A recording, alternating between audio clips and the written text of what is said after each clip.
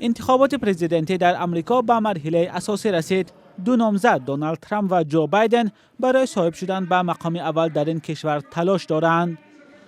نتیجه رقابت این دو نفر نه تنها برای خود مردم آمریکا بلکه برای تمام جهان مراق‌انگیز است، زیرا آمریکا همچون کشور ابرقدرت نقشی کلیدی دارد و مهم است که رئیس جمهور آینده این کشور چه کسی خواهد بود و او چه سیاست نوی را پیش میگیرد. ماه مارت یک گروه از روزنامه‌نگاران از آسیای مرکزی به ایالات متحده آمریکا سفر داشتند. هدف بازدید شناسایی با معرکه پیش از انتخابات آمریکا بود.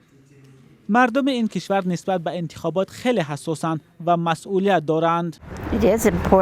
برایمان بسیار مهم است که به نامزد آواز دهیم برای آنکه هر نفر حقوق انتخاب را دارد.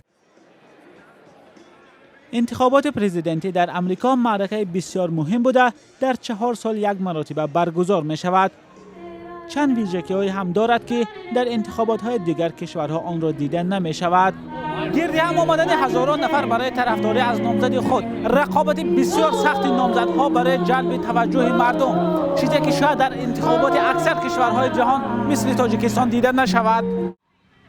مثلا اگر در تاجیکستان معرکه انتخابات پرزیدنتی همگی 3 و یا 4 ماه قبل از انتخابات شروع شود، پس این کار در آمریکا هنوز 1 سال قبل از انتخابات و حتی بروقت‌تر از آن آغاز می‌گردد. اینجا پشت سر من در کارولین شمالی ایالات متحده آمریکا هواداران دونالد ترامپ رئیس جمهور آمریکا جمع آمدند.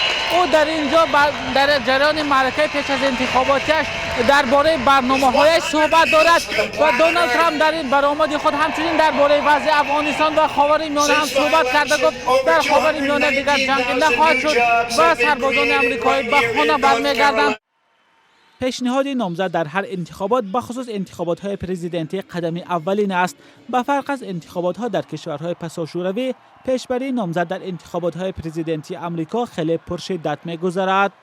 با چالش کشیدن معرکه پیش از انتخابات یک از خصوصیت‌های دیگر انتخابات پرزیدنتی آمریکا می‌باشد.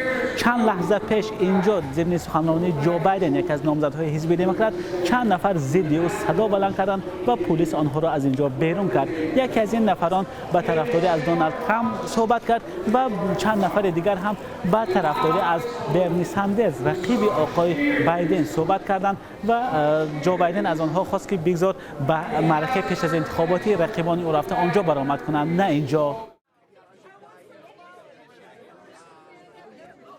ماه فوریه و مارس در آمریکا معرکه با نام سه‌شنبه بزرگ برگزار می شود که نتیجه انتخابات داخلی حزبی در ایالت‌ها اعلان می شود. اینجا محفل یکی از نامزدهای حزب دموکرات به مقام رئیس جمهوری آمریکا است. محفل خیلی گرمه که طرفداران جو بایدن آمدند تا از غلبه نامزد خود در چند ایالت پشتیبانی کنند. حالا منتظر میمانیم که در ماه نوامبر در کاخ سفید برای جو بایدن باز می شود و یا دونالد ترامپ برای 4 سال آینده آمریکا را رهبری می کند.